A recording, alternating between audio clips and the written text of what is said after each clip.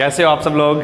मेरा विश्वास आप सब लोग बहुत अच्छे होंगे और आप मेहनत भी बहुत अच्छी कर रहे होंगे। अपनी जो पढ़ाई है वो बहुत अच्छी चल रही होगी, क्योंकि आप बच्चे नियमित वीडियो यदि देखते आ रहे हैं और नियमित होमवर्क वो कर रहे हैं, तो मेरा विश्वास आपका नोट्स भी बहुत अच्छा तैयार हो रहा होगा और ऐसा होना भी चाहिए।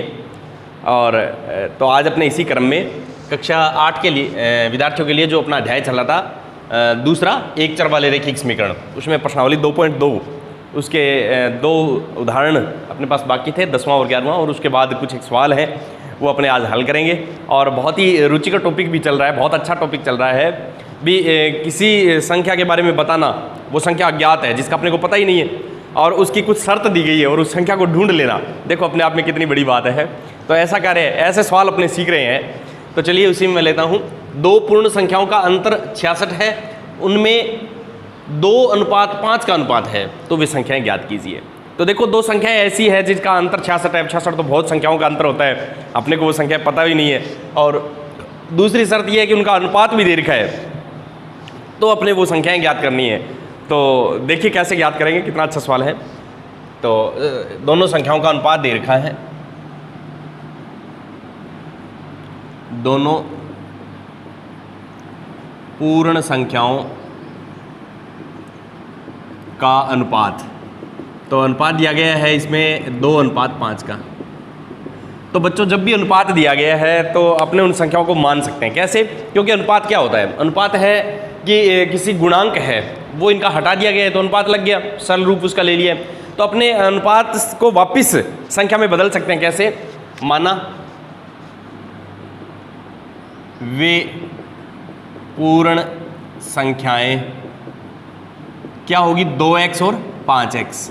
अब देखो बच्चों अनुपात कैसे हटेगा कि मैंने वो गुणांक है उसको वापस लगा दिया, तो 2 के साथ उस गुणांक को लगाया तो 2x और 5 के साथ लगाया तो 5x। इस तरह से अनुपात से हट करके संख्या मूल स्थिति में आ गई है। ठीक है, किसी भी अनुपात में संख्या दी गई है तो अनुपात का मतलब अनुपात हटाने का है, तो वहाँ पर गुणांक आप लगा दीजिए, वो संख्याएं आपके पास ज्ञात हो जाएगी। तो मेरे पास 2x और 5x है। अब इसमें से मेरे को ये पता लग रहा है ये संख्या बड़ी है 5x, क्योंकि x है वो तो वैल्यू समान है, x तो दोनों में समान है, तो फिर 5 बड़ा है तो ये 5x वाली संख्या बड़ी है और 2x वाली है वो छोटी है।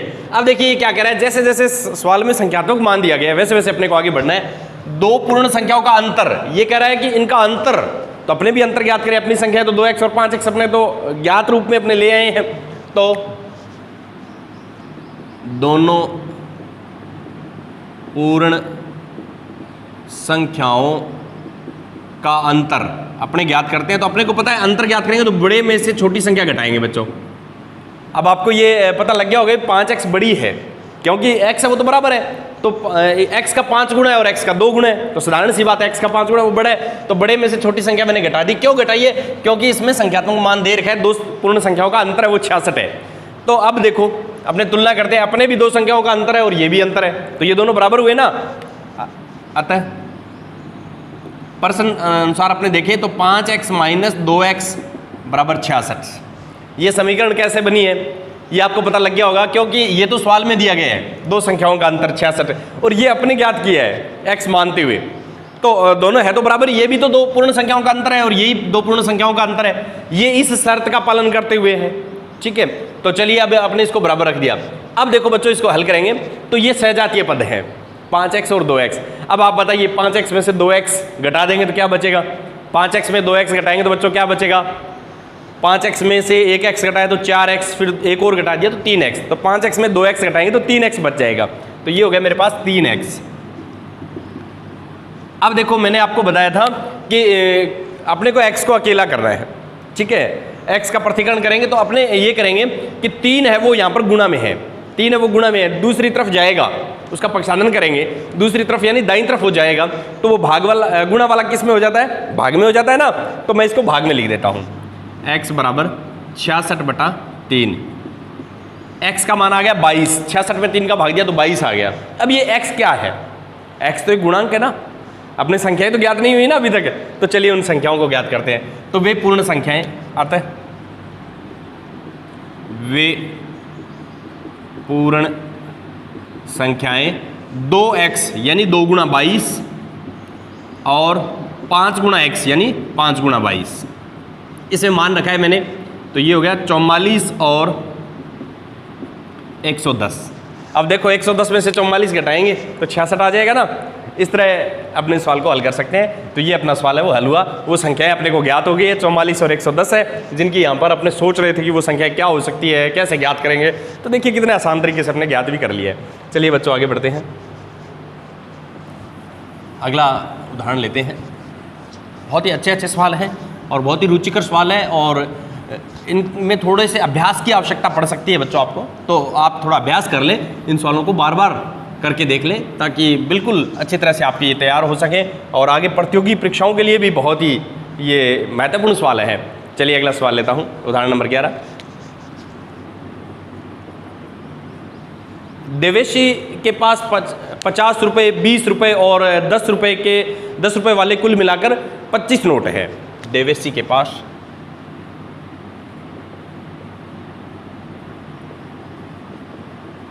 50 रुपये, 20 रुपये और 10 रुपये वाले कुल मिलाकर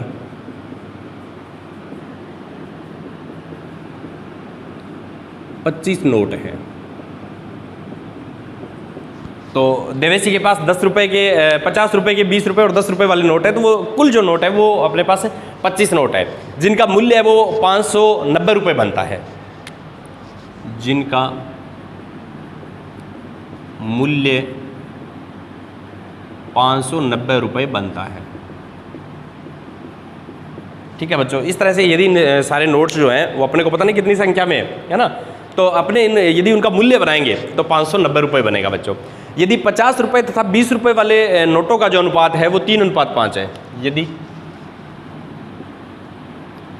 50 रुपये और 20 रुपये वाले नोटों का अनुपात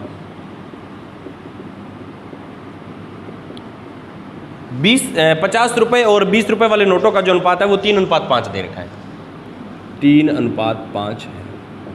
ठीक है, ये शर्त इसमें दी गई है। तो प्रत्येक प्रकार के नोटों की संख्या अपने को ज्ञात करनी है। तो प्रत्येक प्रकार के नोटों की संख्या ज्ञात कीजिए। ये सवाल दिया गया है। बहुत अच्छा सवाल है, रुपयों पर आधारित है। तो चलिए ज्ञात कर लेते हैं। सबसे पहले अपने ये देखें कि यहाँ पर देखो 50 रुपये, 20 रुपये और 10 रुपये वाले कुल मिलाकर के 25 नोट है। अब अपने को पता नहीं 50 के कितने नोट है, 20 के कितने नोट है, 10 के कितने नोट है। कुल जो नोट है वो 25 है। और उनका यदि मूल्य बनाएं, मूल्य का मतलब जैसे 2 रुपये के 10 नोट होते हैं तो उसका मूल्य 20 रुपये हो गया। 5 रुपये के 5 नोट है तो उनका मूल्य 5×5 25 रुपये हो गया। इसी तरह मूल्य यदि कुल जो है वो 590 रुपये बनता है। अब 50 रुपये और 20 रुपये वाले नोटों का अनुपात है वो 3:5 दे रखा है। यहाँ से अपने सवाल स्टार्ट होगा। अनुपात है, इसको अपने हटा करके और नोटों की संख्या है वो मान सकते हैं। कैसे? 50 रुपये और 20 रुपये वाले नोटों का अनुपात, यहाँ से अपने सवाल को स्टार्ट कर सकते हैं बच्चों। 3:5। अब अभी पिछले उदाहरण में अपने चर्चा की थी अनुपात है, इसकी जगह संख्या, अपने वास्तविक संख्या वो ज्ञात कर सकते हैं। कैसे? कि एक गुणांक लगा करके, समान गुणांक लगाना है दोनों के। तो माना 50 रुपये और 20 रुपये वाले नोटों की संख्या, अनुपात की जगह अब की बार मैंने लिख दिया संख्या, जिससे अनुपात बना हुआ है वो क्या है? 3x और 5x। इस तरह से ये ध्यान रखना है बच्चों। ये देखिए अनुपात की जगह 3 था तो 3x लिख दिया, 5 है तो 5x लिख दिया मैंने। ठीक है, ये अपने को विशेष तौर से ध्यान रखना है कि नोटों की संख्या अनुपात से कैसे ज्ञात करते हैं। कोई भी अनुपात दिए उसे संख्या ज्ञात कर सकते हैं गुणांक लगा करके। गुणांक है उसको लगा दीजिए, सेम गुणांक होगा दोनों में, उसी को हटाया तभी तो अनुपात लगा है। तो वो कार्य मैंने, जो अनुपात बनाने का जो कार्य है, अनुपात जो आया है उसको मैंने रिवर्स कर दिया, वापस कर दिया है। चलिए अब देखिए आगे, कुल जो नोट है वो 25 नोट हैं। नोटों की कुल संख्या 25 है। कुल 25 नोट है। अब देखिए 50 रुपए के तो 3x नोट है, 20 रुपए के 5x नोट है। तो अब आप बताओ 10 रुपए के कितने नोट होंगे? कुल नोट 25 है। तो सपोज कीजिए मैं ये कह दूं कि अपने कल्पना करते हैं कि ये मान लो 6 है, ये 10 है, तो 16 हो गए, 25 में से 16 घटा देंगे, बाकी बच गए वो सारे 10 के ही दो है। ऐसे होता है ना। तो अपने यहाँ पर कोई संख्या तो नहीं है, परंतु 3x और 5x के रूप में तो है, आता है 10 रुपए वाले नोटों की संख्या। 10 रुपए वाले कितने नोट होंगे? 25 कुल हैं। 25 में से 3x तो ये घटा दो और 5x ये घटा दो, यानी 20 और 50 वाले नोट घटा देते हैं, क्योंकि कुल मिलाकर 25 नोट हैं। सारे नोट 25 है, 25 में से ये 50 वाले नोट घटा दिए, ये मैंने 20 वाले नोट घटा दिए, बच गए वो क्या आएगा? 10 वाले नोट तो आएंगे। तो चलिए इसको हल कर देते हैं। 25 3x और 5x, ये 8x हो गया। क्यों हो गया? क्योंकि ये सहजातीय पद है। माइनस के 3x और माइनस के 5x, माइनस के 8x हो गए ना, तो वही तो मैंने लिखा है। अब चलिए, अब अपने क्या करते हैं, देखो इसने मूल्य दे रखा है 590 रुपए मूल्य है, अपने भी तो मूल्य बनाए। मूल्य कैसे बनता है? नोटों की संख्या को उसकी कितने रुपए का नोट है उससे गुणा कर देते हैं। जैसे 10 रुपए का नोट है और उसके 10 रुपए का 10 रुपए है, ठीक है, और वो 5 नोट हैं, तो 50 रुपए हो गए अपने पास। 100 रुपए है और उसके 2 नोट हैं, तो 200 रुपए, मूल्य 200 रुपए बन जाएगा। तो यानी कितने रुपए का नोट है और कितने संख्या है उसकी, उसको गुणा करेंगे तो मूल्य आ जाएगा। चलिए, नोटों का कुल मूल्य, तो सबसे पहले देखो 50 रुपए के 3x नोट, तो 50 गुणा में 3x, ये तो हो गए 50 रुपए का मूल्य। 20 रुपए के 5x नोट, तो ये हो गए 20 रुपए के 5x नोट, ये 20 रुपए का मूल्य। 10 रुपए के 25 माइनस 8x, देखो बच्चों ये तो है आपके पास 50 रुपए का मूल्य, सारे 50 रुपए के जितने भी नोट हैं उनका मूल्य इतना बन गया।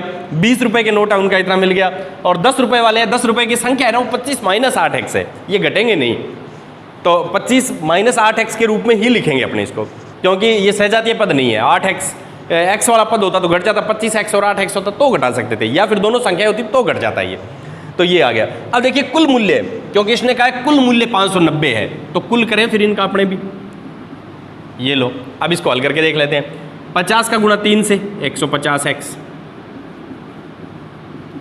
20 5 100x, 10 का गुणा 25 से 250, और प्लस माइनस माइनस 10 का गुणा 8x से 80x। अब देखो ये जुड़ जाएंगे आपस में, 250x, इसके पास आ गया 80x, और ये हो गया 250। अब देखो मैंने प्लस वाले x सहजातीय पद तो तीनों ही हैं, परंतु इसमें अपने यही तो करते हैं, धनात्मक है उनको अलग जोड़ते हैं, ऋणात्मक है उसको अलग जोड़ते हैं। तो मैंने दोनों धनात्मक है वो जोड़ लिए, 250x आ गए, ये ऋणात्मक संख्या माइनस की 80x आ गई, ये 250। अब इसमें से घट रहा है, ये 250 में से 80 घटा देंगे अपने, तो ये आ गया मेरे पास 170x प्लस 250, ये मूल्य है। अब अपने प्रश्नानुसार क्या करेंगे, इसमें देखेंगे कि कुल मूल्य प्रश्न में तो 590 रुपए दे रखा है, तो अब आता है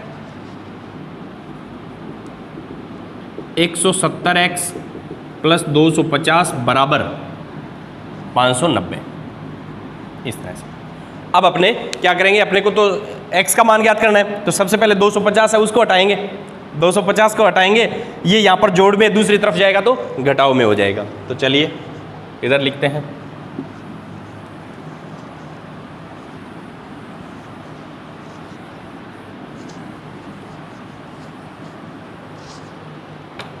तो ये हो गया पक्षांतरण करने पर। इसके बाद पक्षांतरण करने पर तो ये बन गया 170x 590, ये 250 प्लस का इस साइड में गया तो माइनस का 170x, और ये हो गया बच्चों 340, तो x बराबर 340 बटा में 170 यानी 2, x का मान 2 आ गया। अब देखिए आगे बढ़ते हैं। यदि आगे मैं देखूं तो मेरे पास है भी, अपने लिखा था 50 रुपए और 20 रुपए वाले नोटों की संख्या जो मानी थी, आता है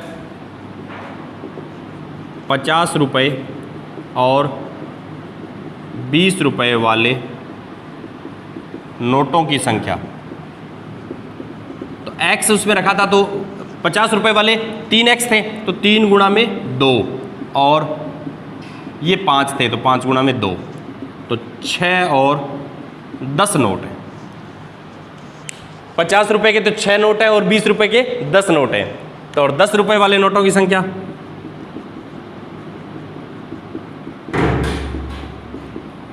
नोटों की संख्या 10 रुपए के नोट यदि देखेंगे बच्चों तो कुल 25 है, 25 में से घटा देंगे ये, तो माइनस के जोड़ लेते हैं, 25 में से 16 गए 9 नोट। तो 9 नोट है वो आपके पास 10 रुपए के हैं। तो इस तरह से अपना सवाल है वो आसानी से हल हो सकता है। देखिए कितना अच्छा सवाल था। अगला सवाल लेते हैं। तो मैं यदि देखूं तो उदाहरण सारे हैं वो पूरे हो गए हैं। तो अब अपने पास सवाल शुरू हो गए हैं प्रश्नावली 2.2 के। तो 2.2 का पहला ही सवाल लेते हैं।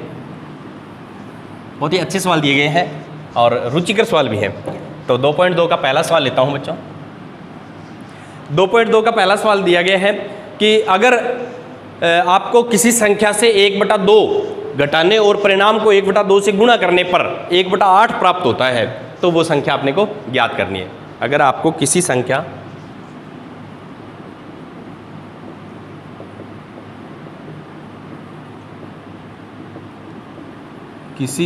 में से 1/2 घटाने और परिणाम को 1/2 से गुणा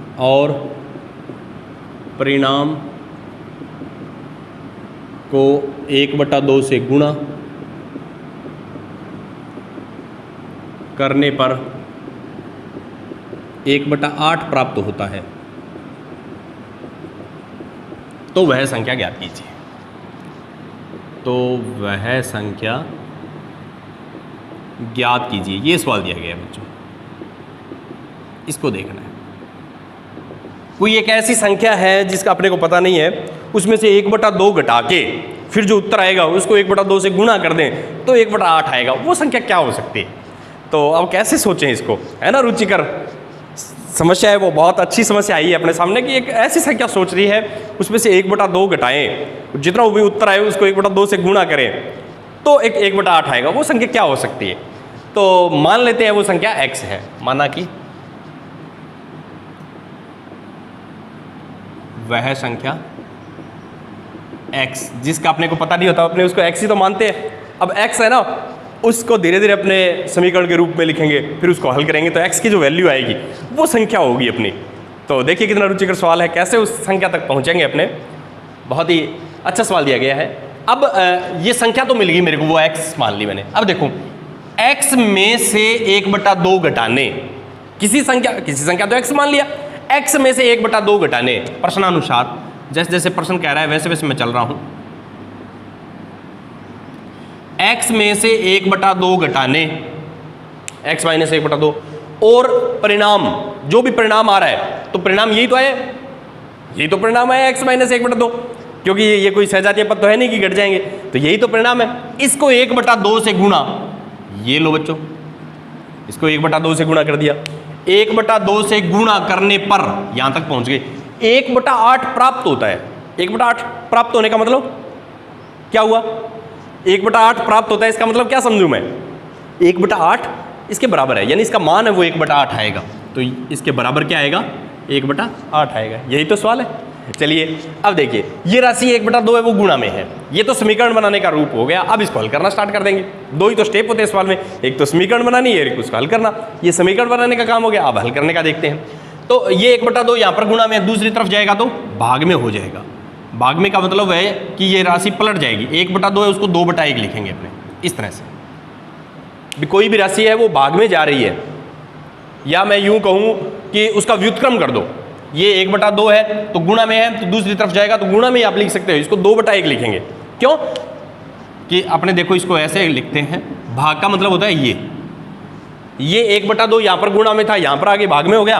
भाग का निशान किस में बदलता है बच्चों? गुणा में, और आगे वाली संख्या का व्युत्क्रम लेते हैं। तो मैंने डायरेक्ट ही लिख दिया कि कोई भी संख्या 1/2 है तो दूसरी तरफ उसको लेके जाओ, गुणा को गुणा में ले जाओ और उसका व्युत्क्रम कर देना।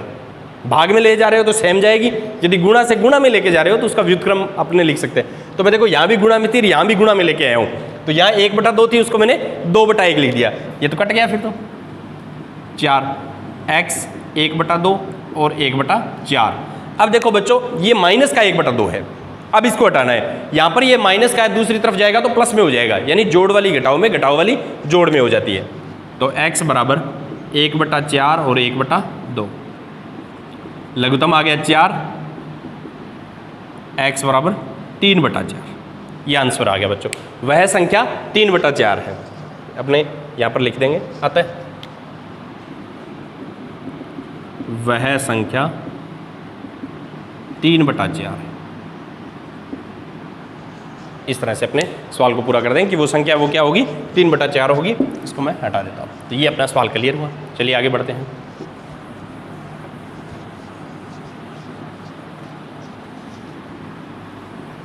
दूसरा सवाल लेते हैं।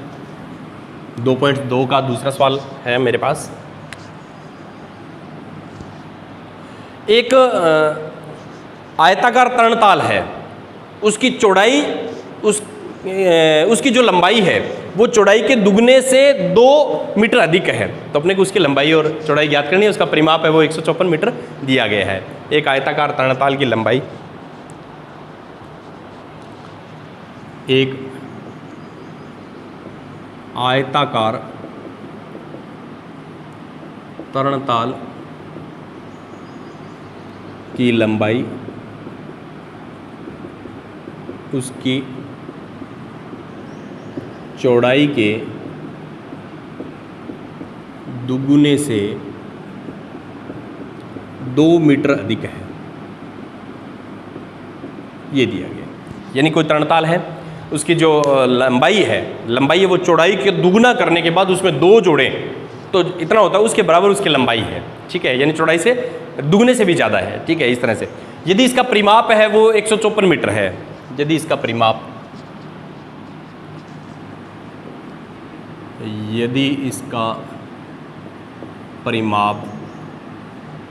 154 मीटर है तो अपने को लंबाई और चौड़ाई ज्ञात करनी है। उसकी भी लंबाई और चौड़ाई क्या होगी, तो इसकी लंबाई और चौड़ाई ज्ञात कीजिए। इस तरह का सवाल है। तो देखो इसमें छोटी क्या है, चौड़ाई या लंबाई छोटी है? चौड़ाई छोटी है ना, तो छोटी है उसको मान लेता हूँ, चौड़ाई को मान लेता हूँ। माना उस आयताकार तरणताल की जो चौड़ाई है वो x है। माना आयताकार तरणताल की चौड़ाई मान ली बच्चों मैंने x, तो लंबाई क्या हो जाएगी, इसका दुगुना होता है 2x, x का दुगुना 2x, 3 गुना 3x यानी दुगुना है, 2 से गुणा कर दो, x को 2 से गुणा करेंगे तो 2x ही तो आएगा। दुगुने से 2 मीटर अधिक है, दुगुना नहीं है, दुगुने से भी ज्यादा है। कितनी? 2 मीटर ज्यादा। तो ये लो, लंबाई को और बढ़ा दिया मैंने, दुगने में 2 मीटर ज्यादा है, 2 और जोड़ दिया। ये तो आ गई चौड़ाई और ये आ गई लंबाई। अब देखो आगे इसने क्या दिया है, ये कह रहा है इसका परिमाप। तो परिमाप क्या होता है, चारों भुजाओं का योग ही तो होता है। परिमाप को ऐसे ही तो लिखते हैं, ये आयत है, सपोज कीजिएगा ये परिमाप है चारों भुजाओं का योग। तो सपोज कीजिए ये 5 है, ये 3 है, तो ये भी 5 होगी और ये भी 3 होगी, क्योंकि आयताकार आयत जो होता है उसकी सम्मुख भुजाएं बराबर होती है। तो ये 5, 3 8, 5 13 और 3 16। एक तो ऐसे ज्ञात कर सकते हैं, एक सीधा ही कर सकते हैं, 5 और 3 8, इसका डबल कर दो, 8 दूनी 16।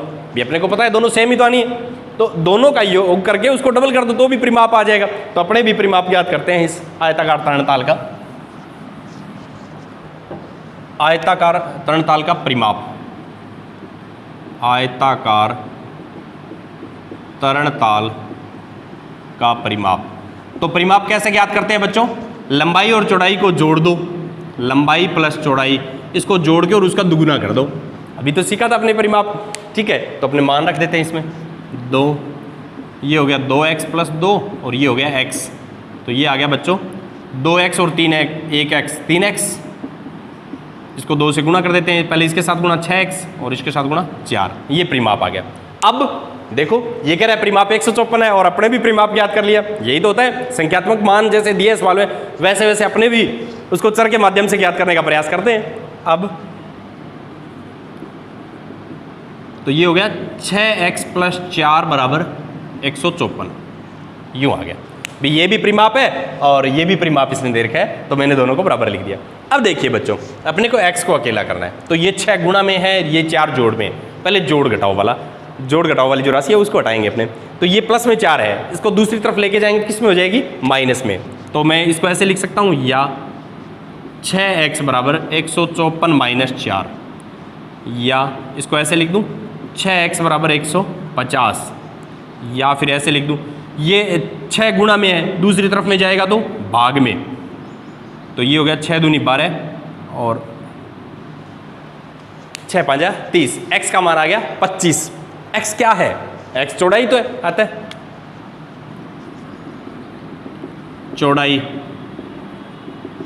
कितनी आ गई 25, और लंबाई, लंबाई देखो 2 गुणा 25, 2 गुणा 25, उसमें भी और 2 जोड़ना है, तो 50 प्लस 2 यानी 52 मीटर। मीटर में दिया है तो सारा मीटर में आ जाएगा। तो ये 50 मीटर आ गई है और ये 52 मीटर आ गई है। तो इस तरह से अपने ज्ञात कर सकते हैं बच्चों। अब देखो लंबाई है ना, वो उसके दुगुना 50 होता है, उससे भी 2 ज़्यादा, देखो 52 है। इस तरह से अपने ज्ञात कर सकते हैं। इसका परिमाप भी यदि अपने चेक करेंगे बच्चों तो 154 ही आएगा, क्योंकि 25 और 52 को यदि जोड़ेंगे तो 77 आएंगे, 77 का डबल यदि करेंगे 154 आएगा। तो इसी तरह अपने इनके सवालों को अच्छी तरह से तैयार कर सकते हैं। चलिए अगला सवाल लेते हैं। बहुत ही अच्छे सवाल हैं और बहुत ही आसान भी हैं। तो चलिए अगला सवाल देखते हैं अपने इसमें। तो तीसरा सवाल मैं लेता हूं। एक समद्विबाहु त्रिभुज का आधार है वो 4/3 सेंटीमीटर है। यदि एक समद्विबाहु त्रिभुज का आधार, समद्विबाहु त्रिभुज का आधार है वो दे रखा है 4/3 सेंटीमीटर, 4/3 सेंटीमीटर है। ठीक है, आगे बढ़ता हूँ। क्या दिया हुआ है, उसका परिमाप है वो 4 सही 2/15, और उसका परिमाप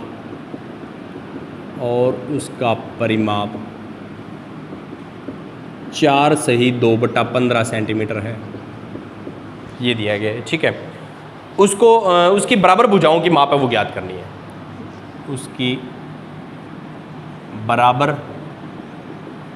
भुजाओं की माप ज्ञात कीजिए, ये सवाल है। बहुत ही अच्छा सवाल है। अब देखो बच्चों, एक समद्विबाहु त्रिभुज, पहले तो ये बात ध्यान दो, समद्विबाहु त्रिभुज क्या होता है। समद्विबाहु त्रिभुज वे त्रिभुज है जिसकी 2 भुजाएं समान हो। देखो एक तो होता है भुजाओं के आधार पर त्रिभुजों के यदि नाम देखें तो 3 नाम होते हैं, समबाहु त्रिभुज, समद्विबाहु और विषमबाहु। समबाहु का मतलब तीनों भुजाएं बराबर, समद्विबाहु का मतलब 2 भुजा बराबर, एक अलग होगी, विषमबाहु का मतलब तीनों ही अलग अलग हो जाएगी। ठीक है, तो ये अपना दूसरा केस है समद्विबाहु। तो समद्विबाहु का यदि मैं चित्र बनाऊं तो मान लीजिए मेरे पास इस तरह से बन जाएगा, ये दोनों भुजाएं बराबर है जिसकी, इस तरह का कोई है, ये तीसरी अलग है।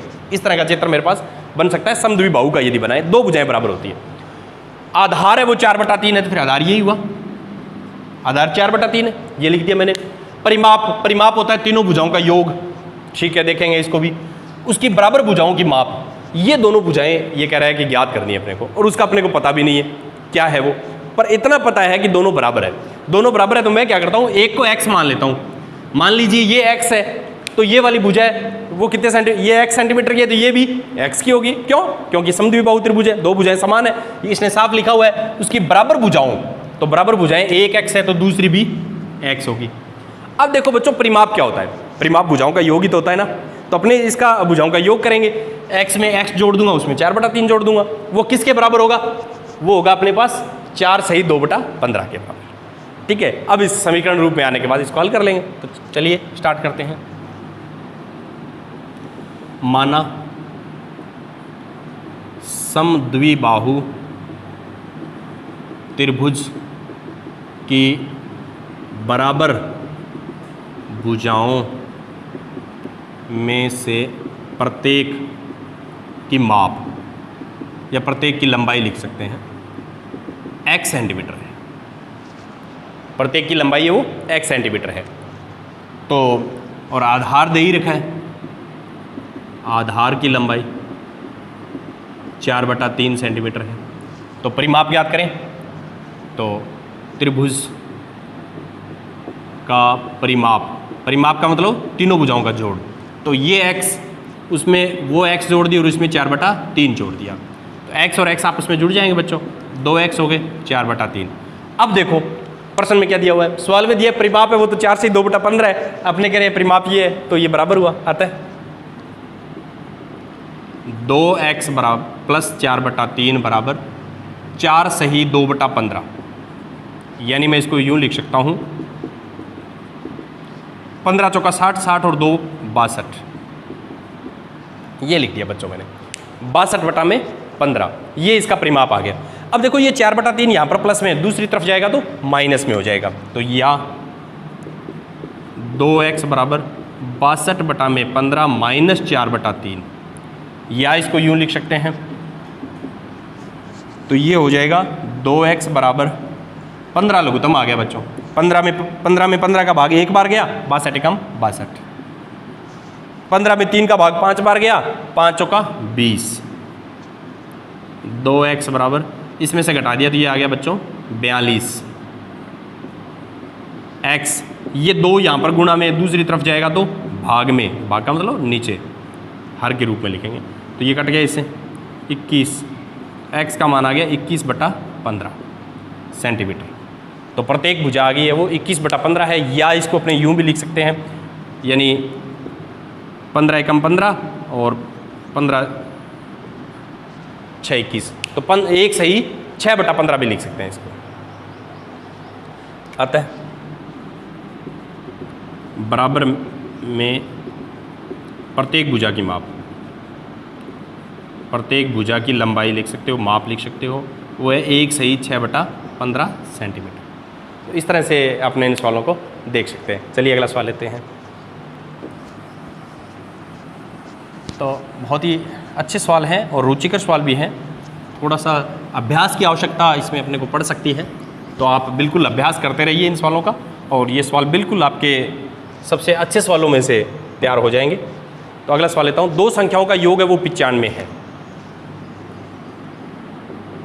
2 संख्याओं का योग 95 है, ठीक है, 2 संख्याओं का योग है 95। यदि एक संख्या दूसरी संख्या से 15 अधिक है, यदि एक संख्या दूसरी संख्या से 15 अधिक है, ठीक है, एक संख्या ना वो दूसरी संख्या से 15 बड़ी है, तो वे संख्याएं ज्ञात कीजिए। तो वे संख्याएं ज्ञात कीजिए, ये सवाल दिया गया। बहुत ही आसान सा सवाल है, छोटा सा सवाल है। मान लो छोटी संख्या x माना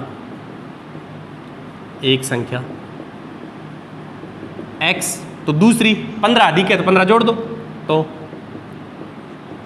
दूसरी संख्या x प्लस 15, 15x तो नहीं लिखना है ना, 15 गुणा तो नहीं है वो, 15 अधिक है तो x प्लस 15 लिखेंगे बच्चों। यहाँ पर गलती होने की ये संभावना रहती है कि x और दूसरी संख्या 15x लिख देते हैं कई बार, तो ऐसा नहीं करना है, क्योंकि 15 गुणा हो तब तो अपने लिखेंगे कि 15x है, वो कह रहे हैं 15 अधिक है तो x में 15 जोड़ देंगे। अब देखिए ये क्या कह रहा है, दोनों संख्याओं का योग, तो अपने भी ज्ञात करें, दोनों संख्याओं का योग करूं तो x में x प्लस 15 जोड़ दिया। अब आपको पता है सहजातीय पद है उनका जोड़ हो जाता है, x और x 2x हो गए, ये आ गया जोड़। अब देखो बच्चों योग तो इसने कहा है कि 95 है, अपने कह रहे हैं 2x प्लस 15 है, तो दोनों बराबर है, आता है 2x प्लस 15 बराबर 95। अब पक्षांतरण करेंगे, ये 15 यहाँ पर प्लस का है, दूसरी तरफ जाएगा तो माइनस का, 95 में से 15 गए 80, ये 2 यहाँ पर गुणा में, दूसरी तरफ जाएगा तो भाग में, तो 80/2, या फिर x का मान यूँ लिख लूँ 40। तो एक संख्या 40 है तो दूसरी 40 प्लस 15 55 होगी, आता है एक संख्या 40 और दूसरी संख्या 40 में 15 जोड़ देंगे बच्चों 55, तो ये आ गया। अब 40 और 55 को यदि आप जोड़ करेंगे ना तो 95 ही तो आएगा, यही तो सवाल है अपना। इन सवालों की खास बात ये भी है कि इनके आंसर भी अपने को पता लग जाता है कि सही है गलत है। तो मेरा विश्वास आपको समझ में आए होंगे। मिलते हैं अगले वीडियो में, तब तक के लिए धन्यवाद।